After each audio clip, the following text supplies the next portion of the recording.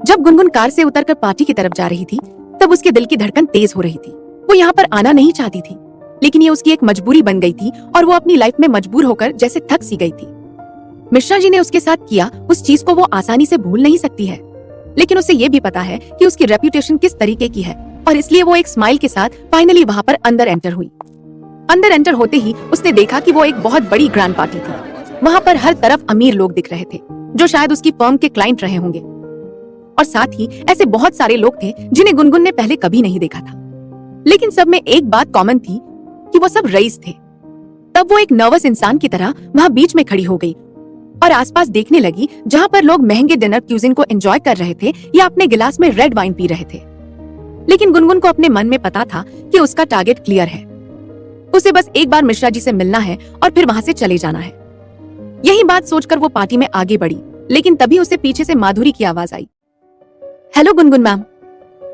गुनगुन ने पलट कर देखा कि माधुरी यूं तो बहुत सीधी दिखती थी, लेकिन आज की पार्टी के लिए उसने एक one piece white short dress और मेकअप कर रखा था। वो बहुत ही सुंदर दिख रही थी, पर गुनगुन को पता था कि ऐसी ड्रेस पहनने का आधा मकसद लोगों को अट्रैक्ट करना था, और शायद मिश्रा जी ने ही ये चीज माधुरी से कही होगी ताकि वो और क्लाइंट्स उनकी फर्म में लेकर आ सके। माधुरी गुनगुन के पास आई और उसने कहा, it's good to see you ma'am. मुझे तो लगा था कि शायद हमारा मिलना नहीं हो पाएगा, बट आई एम हैप्पी कि हम किसी तरह यहाँ पर तो मिल गए। हाँ, ये तो होना ही था माधुरी। लेकिन मैम, क्या आप यहाँ अकेली आई हैं?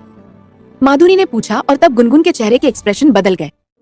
वो पहले ही इस पार्टी में नहीं आना चाहती थी, और अब अगर उससे कोई ऐसे सवाल पूछे कि वो अकेली आई तो शायद उसे भड़क जाना चाहिए। लेकिन आसपास की कंडीशन देखकर वो बस चुप रही, और तब माधुरी ने अपने पीछे देख एक आदमी की तरफ इशारा किया। वो आदमी उनके पास आया, और तब माधुरी ने कहा, ये मेरे हस्बैंड है, अश्विन। ये एक सॉफ्टवेयर इंजीनियर है, और अश्विन, ये गुनगुन माथुर मैडम है, जिनके बारे में मैंने तुम्हें बताया था। One of the biggest lawyer of a country, और मेरा बहुत बड़ा अचीवमेंट है कि मुझे इनके साथ काम करने का मौका मिल रहा है। It's an honour to finally meet you. Ashwin ने इतना कहकर गुनगुन की तरफ हाथ बढ़ाया, और गुनगुन ने बिना किसी स्माइल के ही उससे हैंडशेक किया। ये बात माधुरी और अश्विन दोनों को ही समझ आ गई थी कि गुनगुन का मूड ठीक नहीं है। तब माधुरी ने आगे बात करते हुए कहा, ठीक है मैम, आप एंजॉय कीजिए। इतना कहकर वो दोनों वहाँ से चले गए। गुनगुन वहाँ पर अकेली खड़ी इस चीज के बारे में सोच रही थी कि वो किस तरह एंजॉय करे। उसका मन यहाँ पर नहीं लग रहा था, और बस आंखें मिश्रा जी को ढूंढ रही थी। तभी उसने मिश्रा जी को देखा, जो 4 फॉरेनर्स के बीच में खड़े होकर कुछ बात कर रहे थे, और गुनगुन उनकी तरफ जाने लगी। वहाँ पर भीड़ थोड़ी ज्यादा थी, इसलिए गुनगुन को मिश्रा जी तक पहुँचने में टाइम लग रहा था, और डिस्को के म्यूजिक की वजह से मिश्रा जी को गुनगुन की आवाज सुनाई भी नहीं दे रही थी। वो आगे बढ़ी, और तभी अचानक उसका पैर स्लिप हो गया, और वो अपने राइट हैंड साइड खड़े आदमी पर गिर गई। वहाँ पर खड़े आदमी की वाइन का ग्लास अनस्टेबल हो गया, और वो गुनगुन की ड्रेस पर गिर गया। गुनगुन रेड वाइन में भीग चुकी थी, और वो अपने आप को देख रही थी, और तब उसने सामने की तरफ देखा कि वो साहबजादा से टकरा चुकी थी। वो हैरान था, और गुनगुन उससे ज्यादा हैरान थी, क्योंकि उसने एक्सपेक्ट नहीं किया था कि साहबजादा यहाँ पर होंगे। आसपास के लोग गुनगुन की मदद करने के लिए आगे आए और उसे सीधा खड़े होने में मदद की, लेकिन साहबजादा बस हैरानी से उसकी तरफ देख रहे थे। और तब गुनगुन ने बिना कुछ कहे वॉशरूम की तरफ जाकर अपनी ड्रेस साफ करने के बारे में सोचा। लेडीज वॉशरूम के अंदर घुसते ही गुनगुन ने देखा कि वो पूरा खाली है, और वो बेसिन के वहाँ पर खड़ी रहकर अपने ड्रेस की दाग को कांच में देखकर साफ करने लगी। पर अगले ही पल उसे सुनाई दिया कि वहाँ पर कोई एंटर हुआ है। उसने इस बात पर ज्यादा ध्यान नहीं दिया, लेकिन फिर उसने जैसे ही नजर उठाकर सामने कांच में देखा तो उसे दिखा कि वहाँ पर साहबजादा खड़े हुए हैं। गुनगुन हैरान हो गई, और उसने तपाक से साहबजादा की तरफ पलटते हुए कहा, साहबजादा, आप यहाँ क्या कर रहे हैं? अगर किसी ने हम दोनों को यहाँ पर देख लिया तो बहुत बड़ा तमाशा हो जाएगा। मुझे उसकी चिंता नहीं है गुनगुन, साहबजादा ने कहा। गुनगुन को उनकी आवाज में थोड़ा सा गुस्सा समझ आ रहा था। तब उसने सोचा शायद साहबजादा उसे यहाँ पर डांटने आए हैं, इसलिए उसने पहले से ही माफी मांगने के बारे में सोचते हुए कहा, देखिए साहबजादा, अगर आप मुझे इस बारे में चिल्लाने वाले हैं कि मैंने उस दिन आपके साथ वैसा क्यों रिएक्ट किया, तो मैं आपको बता दूं कि वो मेरी चॉइस है। मैं नहीं चाहती थी कि मेरे बच्चों के आसपास भी आप आओ और उनसे किसी भी तरह इंटरेक्ट करो। मैं मानती हूँ कि अप्पू और डप्पू आपकी कंपनी में घुसे और आपके साथ उन्होंने कुछ शरारत की, लेकिन ऐसा आगे से नहीं होगा। और रही अभी की बात, तो शायद आपको इस बात की भनक होनी चाहिए कि आप मेरे रास्ते में क्यों आ गए। अगर आप रास्ते में नहीं आते तो शायद वाइन मेरे ऊपर नहीं गिरती। ठीक है, मैं माफी मांगने को तैयार हूँ गुनगुन, आई एम सॉरी, साहबजादा ने धीरे से कहा, और उनकी आवाज वॉशरूम में गूंजने लगी। गुनगुन को अपने कानों पर विश्वास नहीं हुआ कि साहबजादा ने पहली बार उससे माफी मांगी थी, और तब वो कुछ कहती उसके पहले ही साहबजादा ने कहा, मैं तैयार हूं इस बात के लिए माफी मांगने के लिए कि मैं तुम्हारे रास्ते में आया और मेरी वजह से तुम्हारे ऊपर वाइन गिरी। लेकिन मैं इस बात के लिए भी माफी मांगने के लिए तैयार हूं कि मैं तुम्हारे घर आया। मैंने कुछ गलत सोच लिया था और इसलिए मैं वहां घुस गया, पर मैं वैसा नहीं हूं। तुम मुझे बहुत अच्छे से जानती हो और शायद इस दुनिया में तुम ही मुझे जानती हो। आज मेरी जब मां से लड़ाई हुई तो मैंने सोचा नहीं था कि मैं कभी तुमसे ढंग से बात कर पाऊंगा, लेकिन अभी यहां तुम्हें देखकर मैं जो भी बोल रहा हूं वो पता नहीं कहां से आ रहा है, पर यही सच है गुनगुन। साहबजादा की इस बात को सुनकर गुनगुन बहुत हैरान हो गई। उसने कभी भी साहबजादा को ऐसी बातें करते हुए नहीं सुना था और वो बस कुछ न कहते हुए उन्हें सुनना चाहती थी। पर जब साहबजादा चुप हुए तो उसे समझ आया कि उसे कुछ रिस्पॉन्स देना पड़ेगा और इसलिए उसने कहा, ये आप जो भी बोल रहे हैं इसकी जरूरत नहीं है। मैं मानती हूँ कि कभी कभी हम लाइफ में मिस्टेक करते हैं और मैं आपको ब्लेम नहीं कर रही।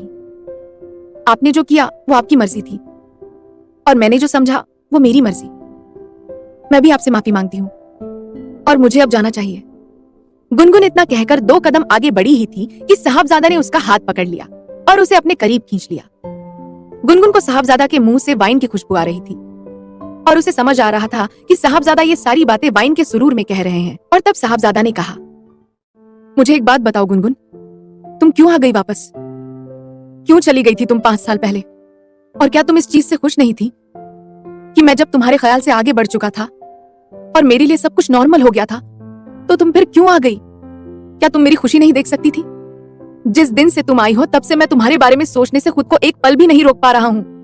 ये कैसा जादू है तुम्हारा? पिछले 5 साल में मैंने मुनमुन के साथ भी बहुत बार रिलेशन बनाने की कोशिश की और उसे अपना हमदर्द बनाने के बारे में सोचा, लेकिन ऐसा कभी भी पॉसिबल नहीं हो पाया। ऐसा लगता है जो बात तुम में है ना उसमें है और ना ही दुनिया की किसी भी दूसरी लड़की में। ये है क्या, तुम मुझे बताओगी? गुनगुन ने साहबजादा की आंखों में देखा जो उसी तरह नशीली थी जैसे उस रात थी और ऐसा लग रहा था कि गुनगुन एक बार फिर से उनमें डूबने वाली है। पर उसे ये भी पता था कि वो अपने आप को कंट्रोल करना जानती है और यही बात सोचकर उसने कहा, मुझे नहीं पता साहबजादा आप क्या कह रहे हो। मैं शायद अब वो गुनगुन नहीं रही जिसे आप ढूंढ रहे हो, जो आपको अपना साथी समझती थी और आपसे हर दुख दर्द शेयर करती थी। वो गुनगुन तो बहुत पहले ही यहाँ से जा चुकी है। अब ये नई गुनगुन आपके सामने है। शायद इसे किसी चीज से फर्क नहीं पड़ता है। और ऐसा क्यों है? क्या तुम 5 साल में इतनी बदल गई हो कि तुमने एक बार में पलटकर इस बारे में भी नहीं सोचा कि मैं क्या कर रहा हूँ, कि मैं कभी तुम्हारे बारे में सोच रहा हूँ या नहीं? तुमने कभी भी मुझसे कांटेक्ट करने की कोशिश नहीं की। उस दिन हमारी एनिवर्सरी थी और तुम बस गायब हो गई। तुमने एक बार भी पलटकर ये नहीं सोचा कि मैं पूछ लूं कि आखिर साहबजादा कहाँ हैं, क्या कर रहे हैं और क्या वो मुझसे बात करना चाहते हैं? लेकिन नहीं, बस तुमने तो डाइवोर्स पेपर साइन किया और मेरी जिंदगी से हमेशा के लिए चली गई। पर मैं तुम्हें बता दूं कि एक कागज पर साइन करने से कुछ नहीं बदलता। हमारा रिश्ता कागज से नहीं भावनाओं से जुड़ा है और तुम भले ही इस दुनिया के सारे कागजों को मेरे सामने तराजू पर लाकर रख दो, पर फिर भी तुम्हारे प्यार का भार ज्यादा ही रहेगा, साहबजादा ने कहा। तब गुनगुन को अपने कानों पर विश्वास नहीं हुआ कि वो ये क्या सुन रही है। 5 साल पहले साहबजादा ही उसे छोड़कर गायब हो गए थे और अचानक अब वो ऐसी बातें कर रहे हैं जैसे वो सब गुनगुन की गलती थी। उसे गुस्सा आने लगा और तब उसने सोचा कि आज वो साहबजादा को उनकी गलती के बारे में बता ही देगी। लेकिन अगले ही पल वॉशरूम का गेट खुल गया। गुनगुन ने देखा कि वहाँ पर 4 लेडीज खड़ी थी जो पहले तो स्माइल कर रही थी, लेकिन उन दोनों को देखकर उन सबके चेहरे की स्माइल गायब हो गई और सब हैरान होकर देखने लगी। तब गुनगुन ने जल्दी से अपना हाथ साहबजादा की ग्रिप में से छुड़ाया और वो गर्दन नीचे झुकाकर शर्माते हुए वहाँ से बाहर निकल गई। गुनगुन को ऐसा एहसास हो चुका था कि साहबजादा भी उसके पीछे आ रहे हैं, लेकिन वो मुड़कर नहीं देखना चाहती थी, इसलिए वो वहाँ पर मिश्रा जी से भी नहीं मिली और डायरेक्ट बाहर चली गई। बाहर जाते ही उसने एक चैन की सांस ली और सोचा कि अब वापस अंदर जाने का कोई मतलब नहीं है। यही बात सोचकर वो अपनी कार की तरफ बढ़ी, लेकिन अचानक उसने देखा कि कार खाली है और तब उसने कार को अनलॉक किया। वहाँ पर अप्पू और डप्पू नहीं थे। उसे चिंता होने लगी और उसने वहीं पर खड़े रहकर उन लोगों को आवाज लगाई, पर कहीं पर कोई नहीं दिख रहा था। वहाँ पर एक सिक्योरिटी गार्ड था जो पार्किंग मैनेज कर रहा था और गुनगुन ने उससे पूछा कि क्या उसने बच्चों को देखा, पर उसने भी मना कर दिया। गुनगुन का दिल जोर से धड़कने लगा और उसे लगा कि शायद उसने अपने बच्चों को खो दिया है।